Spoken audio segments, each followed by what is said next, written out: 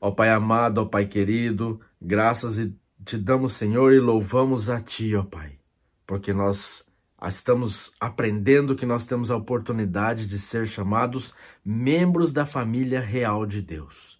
E hoje, Senhor, nós vamos entender quais são as responsabilidades de ser membros da família de Deus, da Tua família, de pertencer à família celestial. Senhor, que o Senhor nos ilumine, que o Teu Santo Espírito venha sobre cada um de nós, venha sobre cada pessoa que estará assistindo esse vídeo, ó Pai, para que o Espírito Santo entre com poder e faça diferença na vida dessa pessoa. E juntos possamos seguir ouvindo, atendendo, aprendendo e colocando em prática aquilo que nós ouvimos da Tua Santa Palavra, a Bíblia Sagrada. Eu te peço e te oro e te agradeço por ouvir mais esta oração, em nome de Cristo Jesus. Amém. Oiê, tudo bem? Seja bem-vindo a mais um programa Cevada Matutina e hoje nós estaremos fazendo o nosso novo estudo aqui com o tema Responsabilidade dos membros da família de Deus.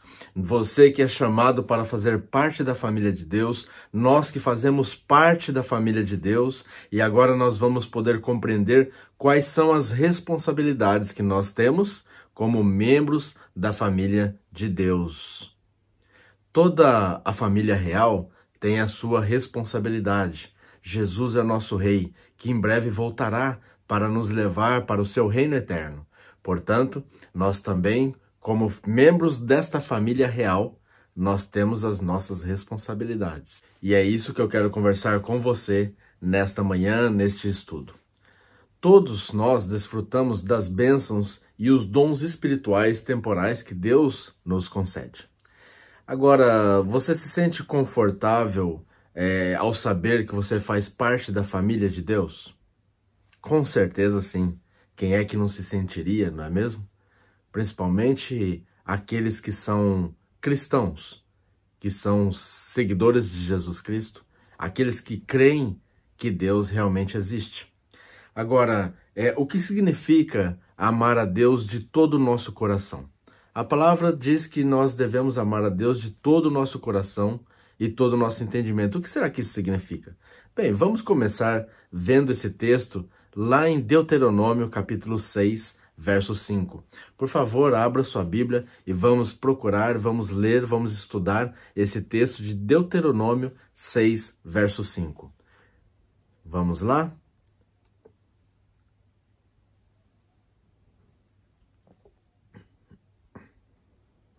Ok? Estamos aqui então com Deuteronômio, capítulo 6, verso 5.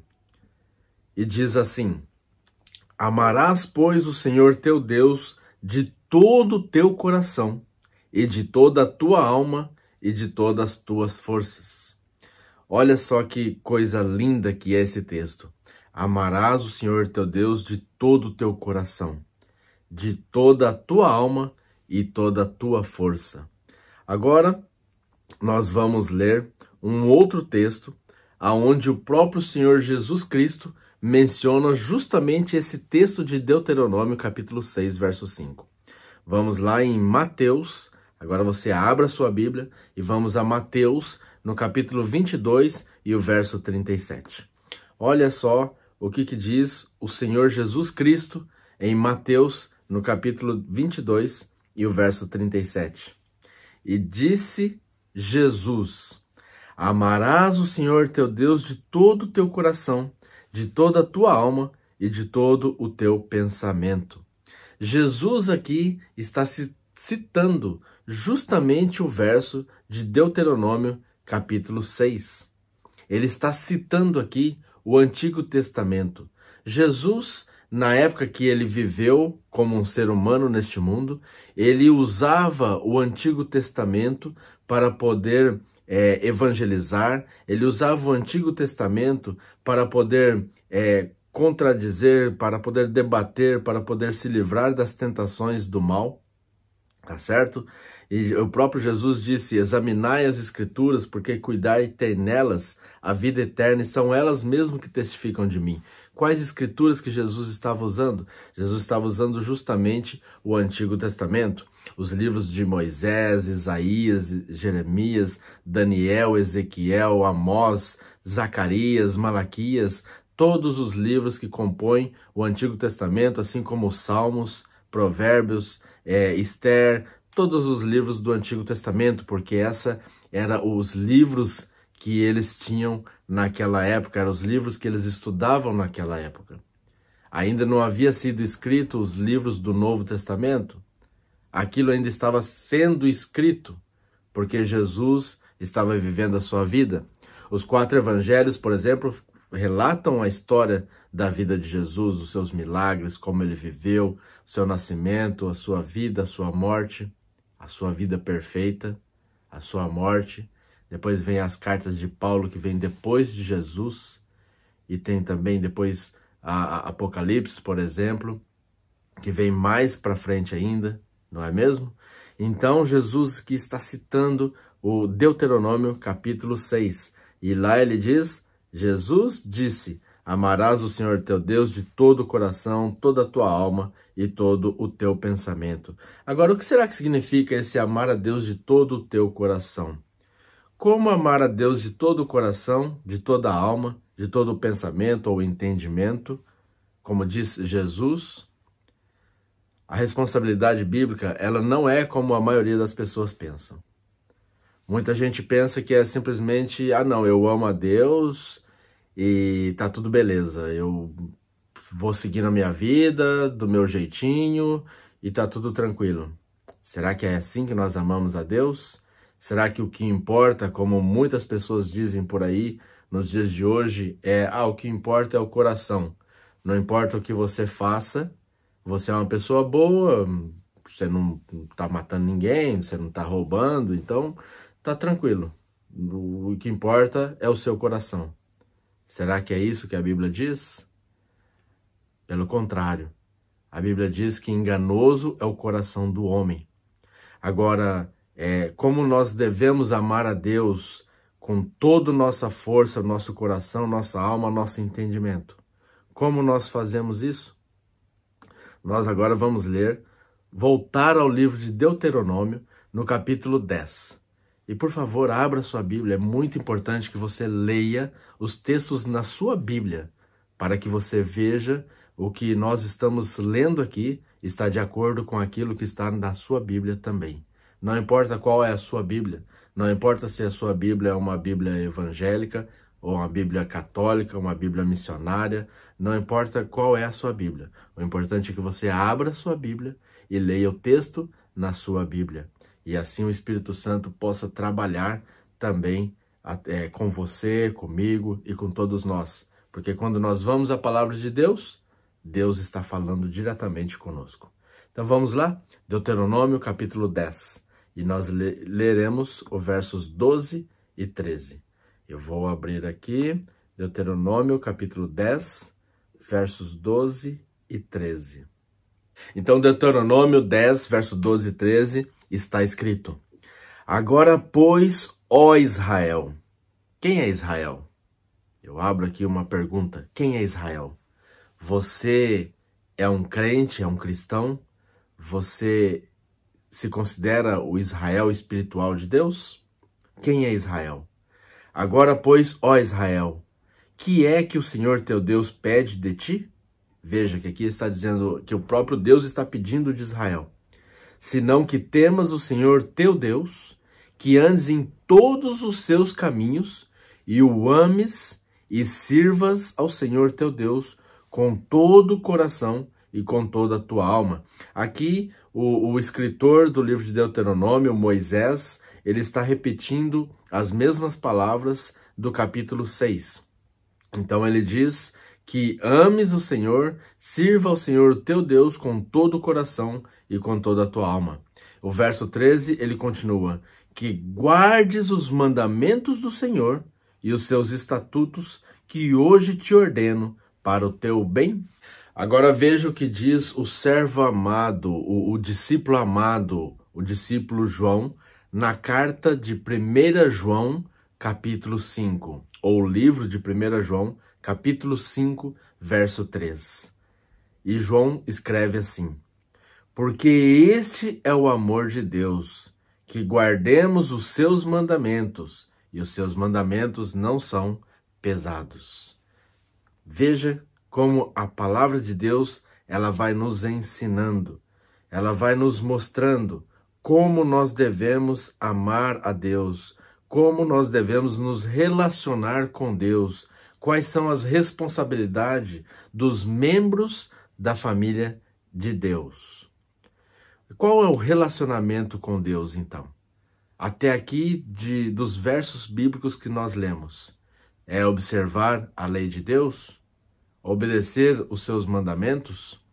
Para muitos cristãos, infelizmente, a ideia de obedecer a lei, principalmente o 4º mandamento, é algo assim como um legalismo. Eles afirmam que nós somos simplesmente chamados a amar a Deus e a amar ao próximo como nós mesmos. Porém, Deus é muito claro. Revelamos nosso amor a Deus e ao próximo, sim, obedecendo aos mandamentos de Deus. Quando Jesus disse amar a Deus sobre todas as coisas e ao próximo como a ti mesmo, Jesus está referindo justamente à sua lei, aos seus mandamentos. Quando você olha os 4 primeiros mandamentos, não terás outros deuses diante de mim, não farás para ti imagens de escultura, não tomarás o nome do Senhor teu Deus em vão, lembra-te do dia do sábado para o santificar. Esses 4 mandamentos estão relacionados ao amor diretamente a Deus. Porque você obedecendo esses mandamentos que são de Deus, escrito pelo próprio dedo de Deus, em tábuas lavradas de pedra, então você vê que esses mandamentos são para poder mostrar como nós amamos a Deus. E ao próximo? Ao próximo, amar ao próximo como a ti mesmo, nós temos mais 6 mandamentos escritos na lei de Deus, aonde diz que nós devemos honrar o nosso pai e a mãe, não matarás, não furtarás, não adulterarás, não dirás falso testemunho, não cobiçarás. Então, esses mandamentos são relacionados ao amor ao próximo. Porque se eu não mato o meu próximo, porque eu amo ele. Se eu amo o meu próximo, o meu amigo, as pessoas que estão ao meu redor, é porque eu não vou roubá-la. Porque se eu estou roubando alguém, é porque eu não amo, eu não tenho amor no coração. Então, amar a Deus acima de todas as coisas e ao próximo como a ti mesmo. É a lei de Deus, o mandamento de Deus, ele é santo e puro, como escreve o salmista. Ah, meus amigos, é assim que nós nos relacionamos com Deus. É assim que é a nossa responsabilidade para com a família de Deus. É assim que nós, ao obedecermos a palavra de Deus, os mandamentos e os estatutos que Deus nos ordenou, foi Deus que ordenou, não foram homens que inventaram. Quando fazemos isso, então nós realmente estamos demonstrando a Deus que nós o amamos de todo o nosso coração, com toda a nossa alma e de todo o nosso entendimento. Porque este é o amor de Deus, que guardemos os seus mandamentos, diz 1 João, o capítulo 5, verso 3. Nós estamos acostumados a olhar para este versículo como, bem, amamos a Deus e, portanto, guardamos os seus mandamentos. Isso é bom, mas talvez também possamos lê-lo como este é o amor de Deus. Este é o amor de Deus, ou seja, guardando os seus mandamentos. Isto é, conhecemos e experimentamos o amor de Deus guardando o quê? Os seus mandamentos, que, como nós lemos aqui, não são penosos. Agora eu convido você a abrir a sua Bíblia em Mateus capítulo 7. E nós iremos ler do verso 21 até o verso 27. Olha que coisa linda, assim, como Deus coloca as suas coisas, a cada coisa no seu lugar. E veja que texto poderoso, poderosíssimo. Vamos à leitura? Mateus capítulo 7, a partir do verso 21, e eu leio assim. Nem todo o que me diz Senhor, Senhor, entrará no reino dos céus, mas aquele que faz a vontade de meu Pai que está nos céus. Muitos me dirão naquele dia, Senhor, Senhor, não profetizamos nós em teu nome, e em teu nome expulsamos demônios, e em teu nome não fizemos muitas maravilhas? Verso 23. Então lhes direi abertamente, nunca vos conheci, apartai-vos de mim, vós que praticais a iniquidade. Todo aquele, pois, que escuta estas minhas palavras e as pratica, assemelhá-lo-ei ao homem prudente, ao homem sábio, que edificou a sua casa sobre a rocha. Verso 25. E desceu a chuva, correram os rios, assopraram os ventos, combateram aquela casa e não caiu. Por quê?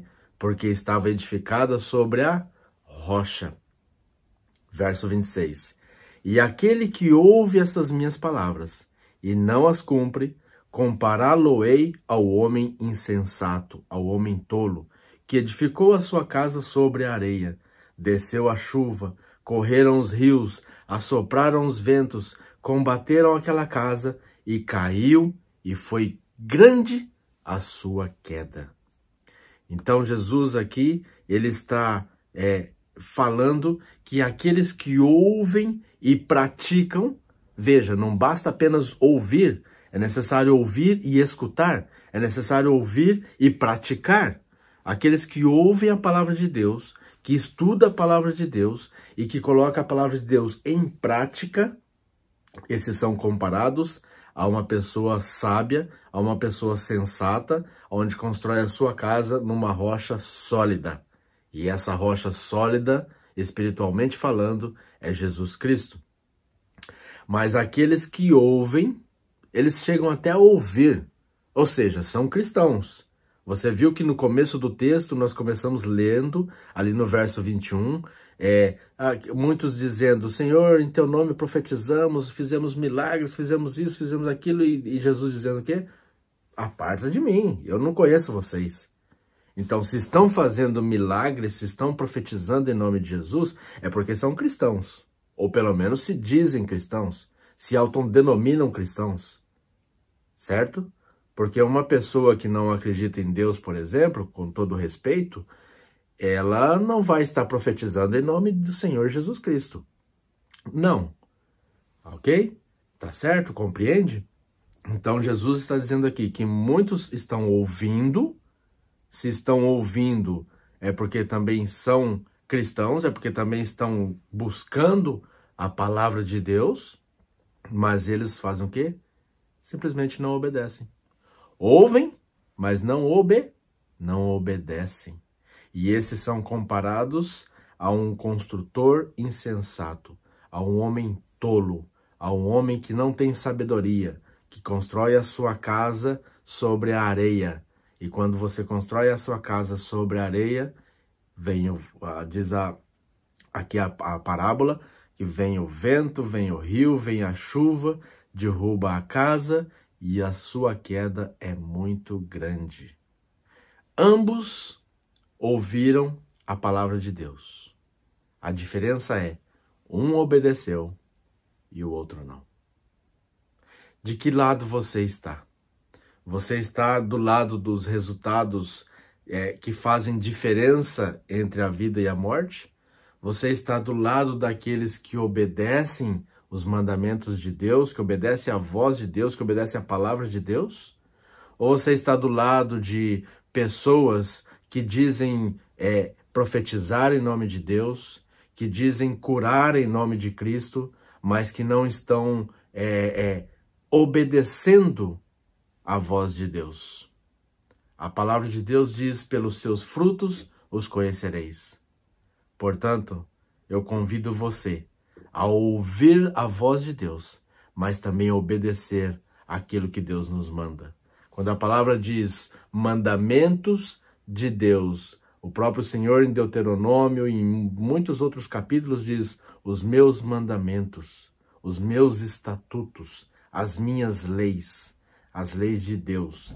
Se nós amamos a Deus de todo o nosso coração, de toda a nossa alma, de todo o nosso entendimento, nós obedecemos a Deus e as suas leis, porque os seus mandamentos não são penosos, os seus mandamentos não são difíceis como muitos colocam, e muito menos são legalistas. Pelo contrário, esses mandamentos são o caráter do próprio Deus, aonde quando nós os obedecemos, nós refletimos esse caráter a outras pessoas e nós podemos abençoar outras pessoas.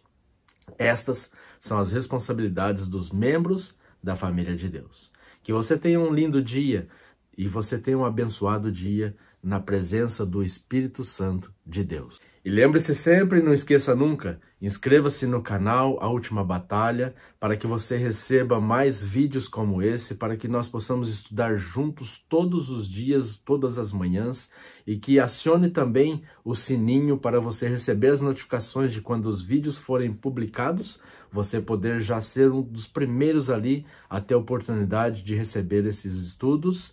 E também não se esqueça uma coisa muito importante, um detalhe importantíssimo, é de compartilhar com seus amigos, com seus familiares, para que eles também tenham conhecimento desses estudos, para que eles também possam ser abençoados pelos estudos que nós estamos fazendo a cada manhã.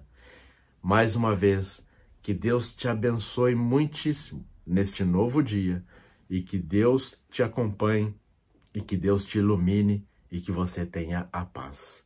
Um forte abraço e nos vemos amanhã.